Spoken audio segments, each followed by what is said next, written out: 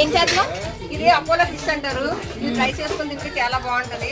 ఒకసారి తిన్నారంటే మళ్ళీ మళ్ళీ కావాలంటారు. నార్మల్ గానే వండుతారా, వేరేగా వండుతారా? నార్మల్ గా వండుతాం, కానీ ఫ్రై చేస్తాం.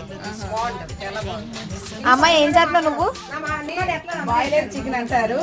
ఇది బిర్యానీకి, గ్రేవీకి చాలా బాగుంటది. నేను ఇందులోని శుభ్రంగా మసాలా అది గట్టిగా పట్టించి సిమ్లో పెట్టి వండుతున్నాను. దీంట్లో ఉన్న నీరంతా వచ్చేస్తుంది.